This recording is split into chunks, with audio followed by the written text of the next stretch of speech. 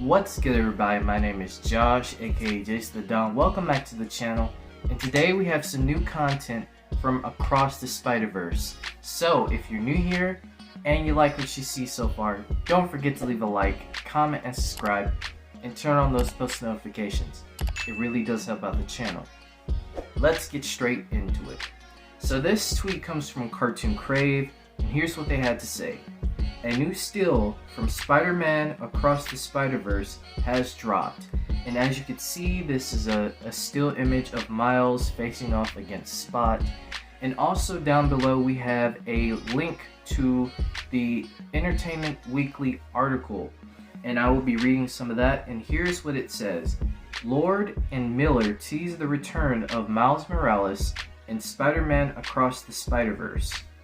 And so the article basically talks about, Miles' journey and what we could expect, and, the other characters like Spider-Man 2099, Spider-Woman, Issa Rae's performance, and Oscar Isaac's performance. But there are some interesting things in this article that I would like to read. One of them being the first two planned sequels, Spider-Man Across the Spider-Verse, is scheduled to hit theaters June 2nd of 2023, and anticipation has never been higher. For EW's 2023's preview, we caught up with screenwriter and producer Phil Lord and Chris Miller, who teased the next chapter in Miles' adventure, one that follows a slightly older teenage hero as he juggles growing pains with the high-stakes responsibilities of great power. It also states as follows. As he's growing up, he's trying to figure out how he can go out and see the world and spread his wings and leave the nest, Miller47 explains. But he also feels rooted to his home and his family. It's that push and pull of your life as a teenager where you're like, how do I get to be my own person, but also not lose where I came from? So that's very interesting to note that Miles is going through this, we all go through this transition in our lives where, okay, we're getting older now, we have to learn how to take on our own responsibility, but also never forget where the family that raised us and the traditions that we grew up with. I struggle with that now as an adult, so that's already relatable as is. And they go on, like I said, they go on to talk about Spider-Gwen and talk about Spider-Woman and Oscar Isaac and their performances and whatnot. But then we get to learn more about Spot, which is the villain of the movie. And here's what they said. As for the actual villain, Jason Schwartzman voices the Spot, a cryptic baddie with the ability to create portals between different dimensions.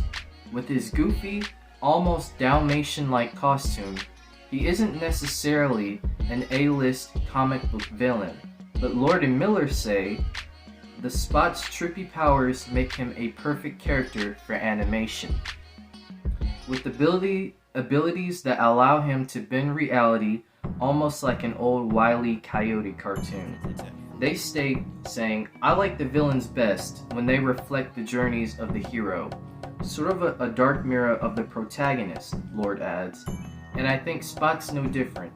He wants to be seen as legitimate. He's a character that has a silly costume and is not always seen as top tier of Spider-Man foes. But like all of us, he wants to be taken seriously. Still, despite all the jaw-dropping animation and clever cameos, Lord and Miller stress that Across the Spider-Verse is Miles' story, first and foremost. They quote saying, even with all the whiz-bang parts, we're always trying to look for ways to make them scenes between characters, Lord says. That's the thing that everybody wants, which is so surprising to me. I never expected the star of the first movie to be people talking together in dramatic scenes. But that's the thing that people are most interested in. Really, the hardest thing is making sure that you've got a story to care about and that you're emotionally connected to, Miller adds. Without that, you've got nothing. And I agree. I obviously figured that this was going to be Miles' story, and it is. It's great that we're gonna have all the cameos and all the animation styles and everything to look forward to in this movie.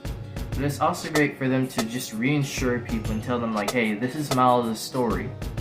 He's going through this period in a teenager's life and even as a young adult, you know, this transition of trying to be more independent and more responsible for themselves, but also, like I said, never forgetting the morals and traditions that they learned from their family. And it's going to be interesting. Like I said, this just gives me more and more depth and understanding and nuance as to what the plot of this story is going to be.